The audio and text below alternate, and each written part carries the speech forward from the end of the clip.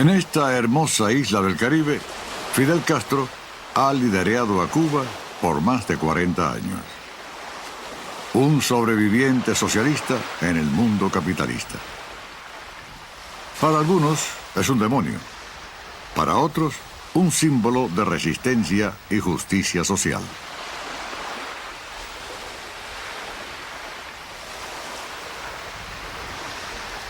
Ese árbol no existía. Vamos por la casa que fue del abuelo. En 1996, a la edad de 70 años, Fidel visitó nuevamente el hogar de su infancia con su viejo amigo, el famoso novelista colombiano Gabriel García Márquez. En la lengua, con la misma lengua que acababa de decirle horror y avance.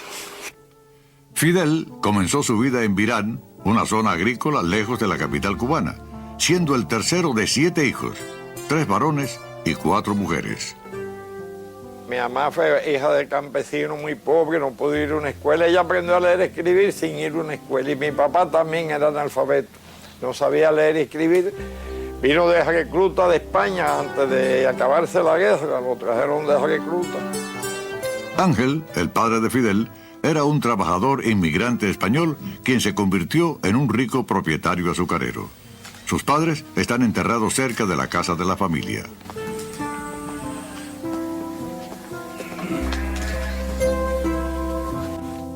En esta escuela pública, Fidel estudió de niño.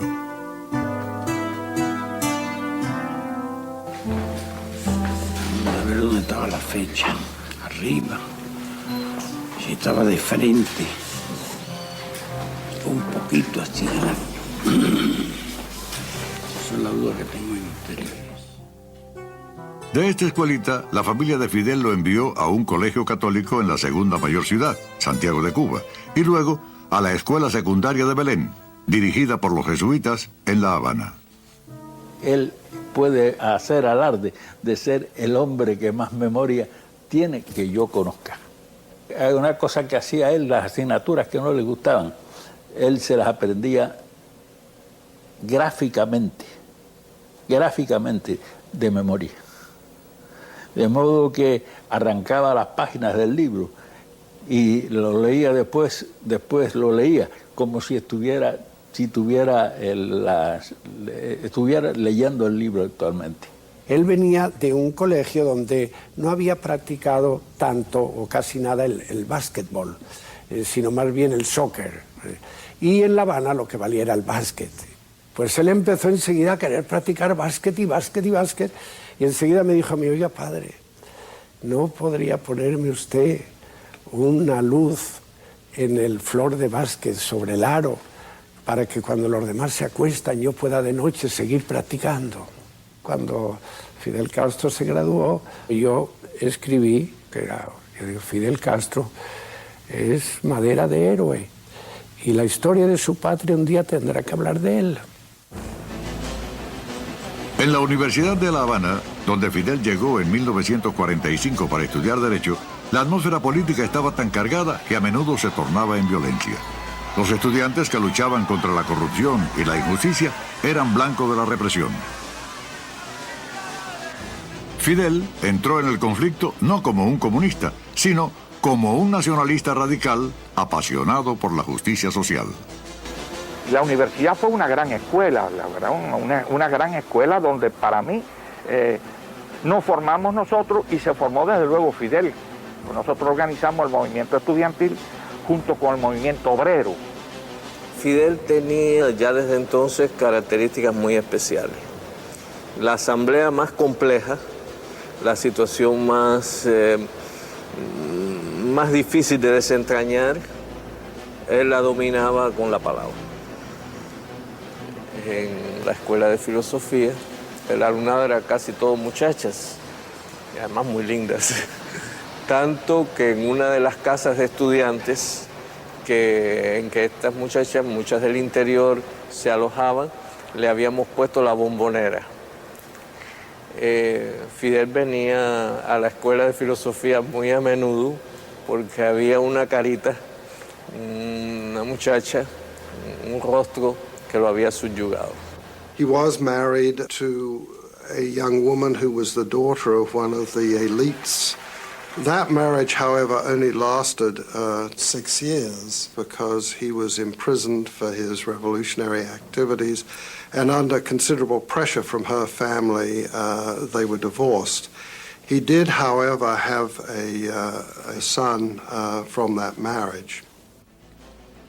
En 1952, ya abogado, Fidel era candidato del Partido Ortodoxo, una coalición contra la corrupción. El movimiento lo inspiraba el héroe cubano de la independencia, José Martí. La elección nunca se realizó. El general Batista, quien antes había estado en el poder, escenificó un golpe de Estado para impedir la victoria del Partido Ortodoxo.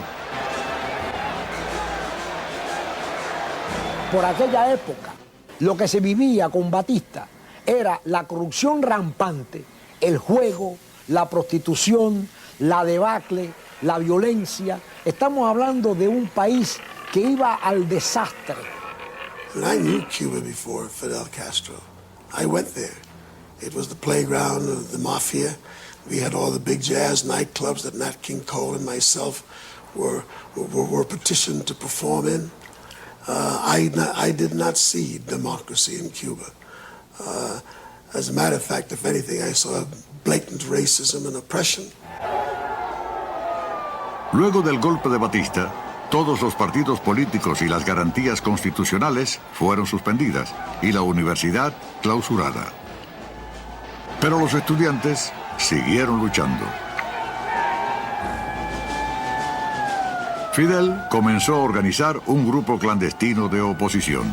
Muchos eran gente joven con inquietudes revolucionarias que seguían a Fidel porque lo veían con condiciones de líder y porque además le decía, esta etapa de Cuba hay que resolverla por la acción revolucionaria por cuanto no hay otra salida. El 26 de julio de 1953, Fidel lideró un ataque contra el cuartel Moncada en Santiago de Cuba.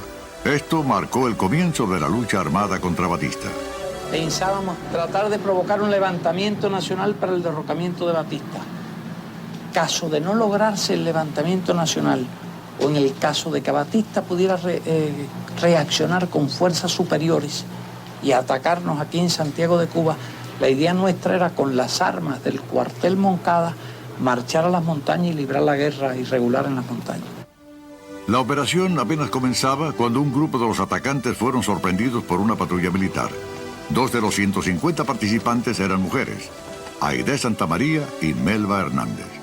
61 de los participantes murieron, solo 6 en combate. El resto fue torturado y asesinado luego de ser arrestados.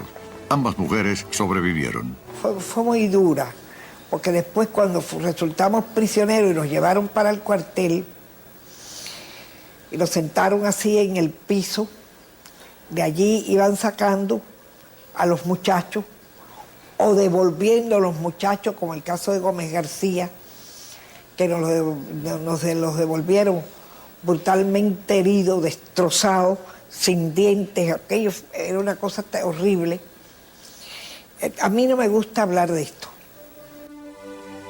Fidel sobrevivió gracias al gesto de un oficial negro. Luego comenzó lo que devendría el más famoso juicio en la historia de Cuba.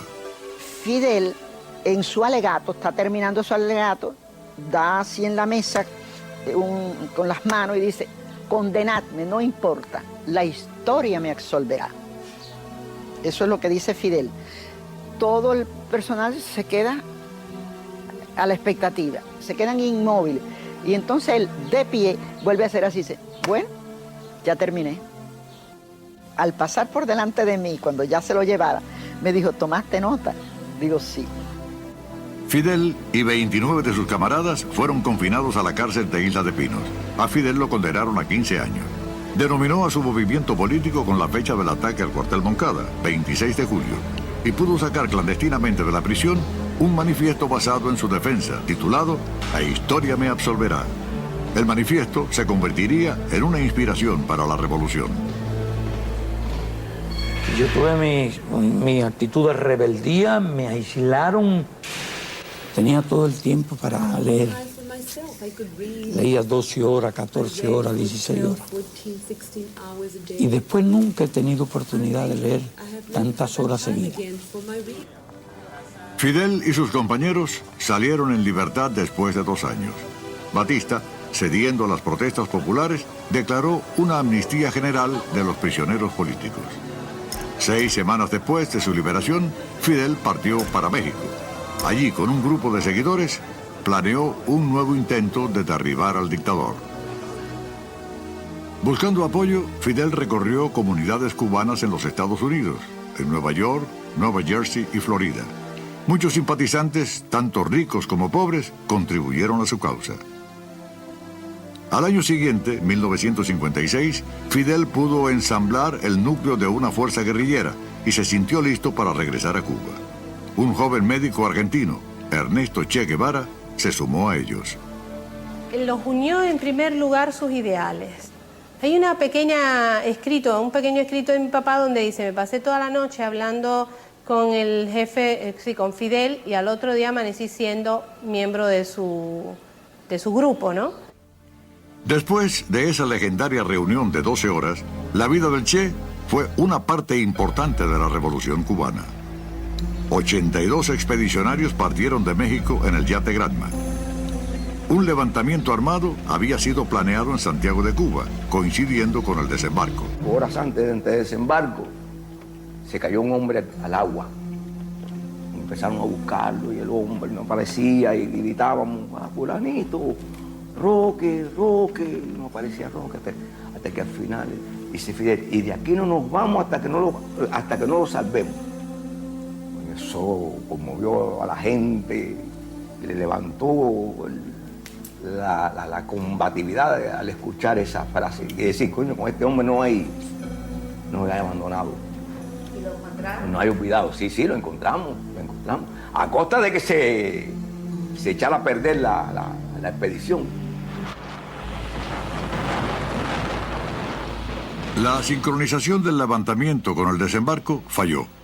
Los militares de Batista pudieron ahogar la revuelta en la ciudad, ya que el Granma llegó 2 días más tarde de lo esperado, y el grupo encalló en un pantano de mangle. Los 82 hombres se dispersaron, pero enseguida fueron descubiertos por las fuerzas de Batista. Fidel y unos pocos escaparon, pero se negaron a admitir la derrota. De los 82 que desembarcaron, solamente 21 pudieron reagruparse en las montañas de la Sierra Maestra. Aquí fue donde comenzó la guerra de guerrillas, y el grupo inicial que pudo sobrevivir luego creció. Che Guevara fue el médico del grupo. El primer comandante que hizo Fidel Castro en la sierra, con el consenso de todos nosotros, dijo: aquí el que ve el primer comandante es Che. Porque es el más preparado, porque conoce los caminos, porque para mí es el más estratega. Fue el Che. Después fue Raúl y yo, y después Camilo, Ramirito y los demás. Después. Un gran apoyo provino de los campesinos de las montañas de la Sierra Maestra. Algunos de ellos integraron las guerrillas y llegaron a ser comandantes. Tanto hombres como mujeres pronto se incorporaron al movimiento guerrillero de Fidel, y pese al tradicional prejuicio masculino, fue organizado un batallón femenino.